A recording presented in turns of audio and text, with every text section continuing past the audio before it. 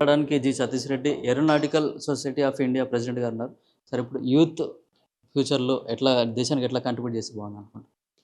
ఒకటి ఈరోజు భారతదేశం యొక్క సంపద యువత.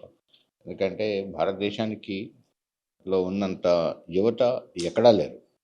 మనం యావరేజ్ ఏజ్ భారతదేశంలో ఈరోజు 28-29 సంవత్సరాలు ఉంది. కాబట్టి యూత్ మీదనే మనం ఆధారపడి ఉన్నాం. అట్లనే యూత్ కూడా భారతదేశం ఏదైతే కలలు కంటుందో ఆ ఎక్స్‌పెక్టేషన్స్‌కి తగ్గట్టుగా తీర్చిదిద్దుతున్నారు. విషయం ఏంటంటే మనం ఈరోజు టెక్నాలజీ రంగంలో రకరకాల ఆవిష్కరణలు ఏవైతే అవుతున్నాయో, ఇన్నోవేషన్స్ అవుతున్నాయో అవన్నీ యూత్ చేస్తున్నారు. స్టార్టప్స్‌తో విపరీతంగా వస్తూ ఉన్నారు. ఈరోజు దాదాపు 1,65,000 స్టార్టప్స్ వచ్చాయి. ఇవన్నీ యువత ముందరకొచ్చి ఒక గ్లోబల్లీ కాంపిటీటివ్ ప్రొడక్ట్స్‌ని తీసుకొని వచ్చేటువంటి దిశగా వాళ్ళు పనిచేస్తున్నారు. సో, యూత్‌కి మనం ఈరోజు చెప్పేదేంటంటే ప్రతి ఒక్కరు కూడా ఒక మంచి లక్ష్యాన్ని పెట్టుకొని, ఒక టార్గెట్ దానికోసం సిన్సియర్‌గా హార్డ్ వర్క్ చేస్తూ ఆ లక్ష్యం వైపు ముందుకు దూసుకు వెళ్ళాలి. ఆ లక్ష్యాన్ని సాధించాలి. సాధించి అది ప్రపంచంలో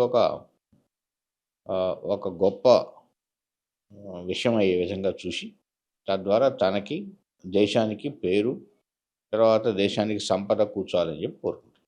ఇప్పుడు ఇండియా, పాకిస్తాన్ యుద్ధం జరుగుతున్న సందర్భంలో ఏరోనాటికల్ వాళ్ళు కూడా చాలా కీలక భూమిక పోషిస్తున్నారు. ఇట్లా రాబోయే టెక్నాలజీ ఎలా ఉండబోతుంది? బేసిక్‌గా ఎప్పుడు కూడా టెక్నాలజీ రూపురంధ్రం చెందుతూ ఉంటుంది. ముఖ్యంగా ఏరోనాటిక్స్‌లో కంటిన్యూస్‌గా చెందుతోంది.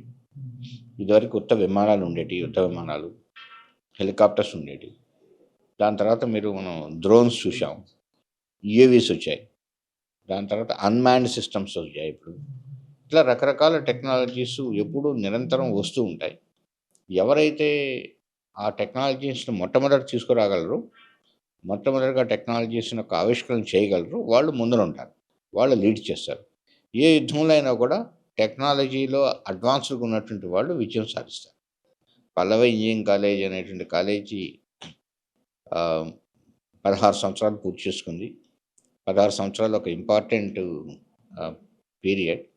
ఈ 16 సంవత్సరాల తర్వాత ఒకసారి కాలేజీ మొత్తం కూడా ఇప్పటివరకు తమ ప్రయాణం ఎలా జరిగింది, రాబోయే రోజుల్లో ఎలా ఉంటుంది, ఈ రాబోయే రోజుల్లో ఒక మంచి కళాశాలగా ఎలా తీసుకొని పోవాలి అని చెప్పి ఆలోచించుకొని ఆ రకంగా కాలేజీని తీసుకుపోయి ఒక మంచి కళాశాలగా దీన్ని రూపుదిద్దుకునే విధంగా చేయాల్సిందని చెప్పి కోరుకుంటున్నాను.